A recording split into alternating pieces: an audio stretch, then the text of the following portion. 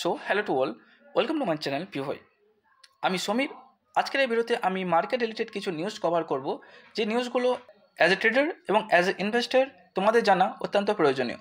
কারণ তুমি যদি একজন ইনভেস্টার হয়ে থাকো এবং তুমি যদি ইনভেস্টমেন্ট সম্পর্কে যদি একটা বেসিক ধারণা যদি পেতে চাও, তাহলে তোমাকে মার্কেটের যে কোনো নিউজের সম্পর্কে তোমাকে আপডেটেড থাকতে হবে। তো এরকমই নিউজ আপডেটেড যদি তুমি খুবই শীঘ্রই পেতে চাও, বা তুমি যদি সহজ সরল ভাষায় যদি এরকম মার্কেটের আপডেট পেতে চাও, তাহলে আমার এই চ্যানেলটা সাবস্ক্রাইব করে রাখতে পারো।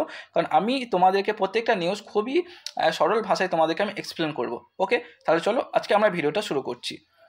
তো প্রথমত যে নিউজটা আমরা দেখতে পাই, দেখো প্রথম নিউজটা হচ্ছে যে আইসিআইসি সিকিউরিটির যে ব্রোকারেজ ফার্ম আছে, সে কী করেছে, 40 লাখ টাকা দিয়ে তার নামে যে কেসটা চলছিল সে কী করেছে, সেটাকে সেটেলমেন্ট করেছে। ওকে, তো ব্যাপারটা কীরকম, যে সেবি অ্যাজ এ সেবি গাইডলাইনে যদি কোনো ইনভেস্টার থেকে শুরু করে, কোনো ট্রেডার থেকে শুরু করে, বা কোনো ব্রোকারিং ফার্ম থেকে যদি শুরু করে, যে কেউ আমাদের যে সেবির গাইডলাইন যদি কেউ ব্রেক করে, তাহলে তাকে একটা মোটা অঙ্কের একটা যে হিউজ অঙ্কের একটা পেনাল্টি তাদেরকে দিতে হয়। সো সেবিও এরকম একটা রুলস ব্রেক করেছিল, সো তার নামে কেস চলছিল।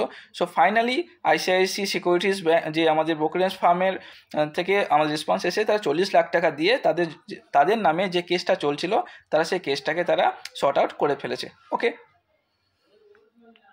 এবার আমরা যদি পরবর্তী নিউজে দেখতে চাই, তাহলে দেখবে যে হাক্স পাওয়ার। ওকে, হাক্স পাওয়ারটা হচ্ছে যে world biggest solar mini grid operator. Okay, তো হাক্স পাওয়ার ইউজুয়ালি কী করে, যে আমাদের রুফটপ, ওকে, যে রুফটপের মধ্যে যে সোলার প্যানেলগুলো আমরা ইউজ করি, সেই সোলার প্যানেলগুলোকে তারা কী করে, ম্যানুফ্যাকচার করে। ওকে, তো রিসেন্টলি আমাদের খবর পাওয়া গেছে যে তারা $400 মিলিয়ন তারা স্টকের মধ্যে এবং আইপিওর মধ্যে তারা খরচা করতে চলেছে। সো তোমরা হাক্স পাওয়ারকে তোমরা একটু চোখে রাখতে পারো, কারণ খুবই শীঘ্রই আমরা হাক্স পাওয়ারের একটা আইপিও আমরা খুব তাড়াতাড়ি আমরা দেখতে পারবো। তুমি যদি হাক্স পাওয়ারটাকে নিজের পোর্টফোলিওতে যদি অ্যাড করতে চাও, তাহলে এটা তোমার পক্ষে একটা গুড ডিসিশন হতে পারে। ওকে, তো পরবর্তী নিউজে আমরা যদি দেখতে চাই, পরবর্তী নিউজে আমরা দেখি, তাহলে দেখবো যে ওয়াক ফার্মা। ওকে, তো ওয়াক ফার্মা বেসিক্যালি অ্যানাউন্সমেন্ট করেছে যে তারা একটা ওরাল অ্যান্টিবায়োটিক একটা মেডিসিন তৈরি করেছে, যার নাম হচ্ছে কি ন্যাপিথোমাইসিন। ওকে, তো ন্যাপিথোমাইসিন আসলে কিসের জন্য মেডিসিন? দেখো, বাচ্চা থেকে শুরু করে তোমার যে ওল্ড সিটিজেন আছে, সব বয়সের মধ্যে যদি ডায়াবেটিস থেকে শুরু করে ক্যান্সার সেল থেকে শুরু করে যে সমস্ত রোগ প্রতিরোধের ক্ষমতা বাড়িয়ে তোলে। ওকে, তো এটা খুবই একটা সাকসেসফুল একটা লঞ্চিং হতে চলেছে, বা সাকসেসফুল একটা মেডিসিন হতে চলেছে, যেটার আনুমানিকভাবে যে আমাদের যারা রেভিনিউ এক্সপার্ট আছে, তাদের মত অনুসারে 2 থেকে 3 বছরের মধ্যে এই যে মেডিসিনটা মোর দ্যান 400 কোটি টাকারও বেশি তারা রেভিনিউ জেনারেট করতে পারবে। ওকে, সো তোমরা যদি এই ওয়াক ফার্মাকে যদি 2 থেকে 3 বছরের মধ্যে যদি হোল্ড করতে পারো, তাহলে তোমরা একটা বড় রকমের একটা রিটার্ন পেতে পারো। সো আমি বলবো যে তোমরা একবার একটা ছোট্ট অ্যামাউন্ট রিস্ক নিয়ে তোমরা ওয়াক ফার্মাতে একবার একটু হোল্ড করতে পারো।